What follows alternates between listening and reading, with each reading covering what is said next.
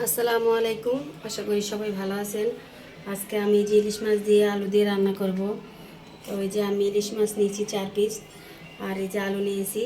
তো এখন আমি আলু পেঁয়াজ যা যা লাগবে কেটে নেব, তারপর আমি রান্নাটা শুরু করব। দেখার জন্য আমার সাথেই থাকুন।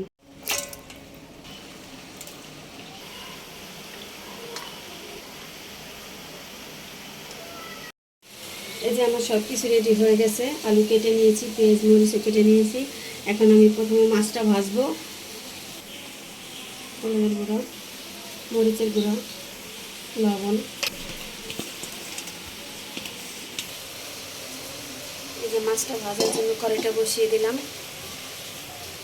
যে আমার কড়াইটা গরম হয়ে গেছে, এখন তেল দিয়ে দিব,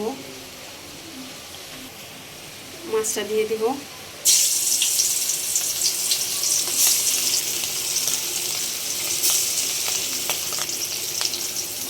মাছটা বেশি কড়া করে ভাজবো না, হালকা হালকা ভাজবো।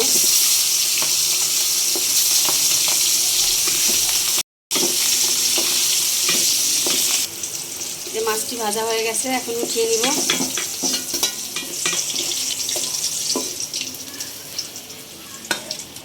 এখন আমি পেঁয়াজ দিয়ে দিব।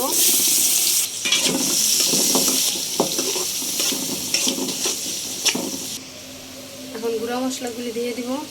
এই যে হলুদের গুঁড়া, মরিচের গুঁড়া, লবণ,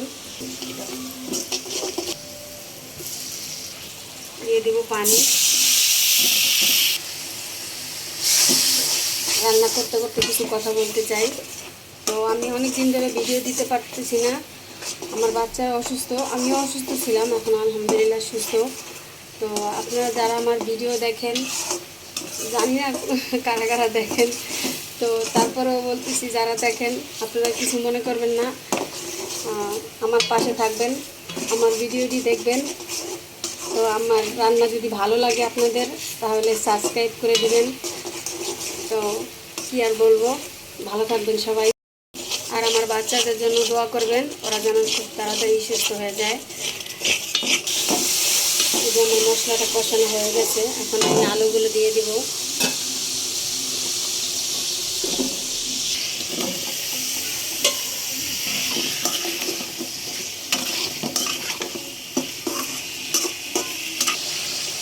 এখন আমি একটু পানি দিয়ে তারপর ঢেকে দেব।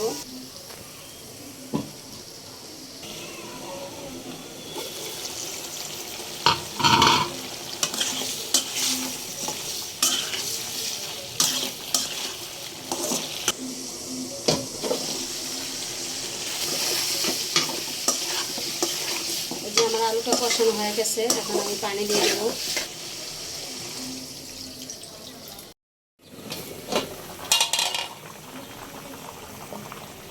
এই যে আমার তরকারিটা ফুটে উঠেছে, এখন আমি যে মাছগুলো দিয়ে দিচ্ছি।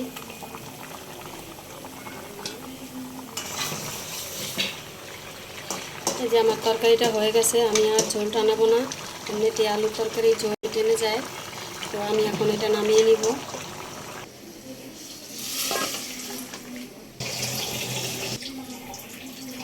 এই যে আমার আলু দিয়ে ইলিশ মাছ রান্না হয়ে গেছে। আপনারা এইভাবে রান্না করে খাবেন, ইনশাআল্লাহ ভালো লাগবে। আল্লাহ হাফেজ।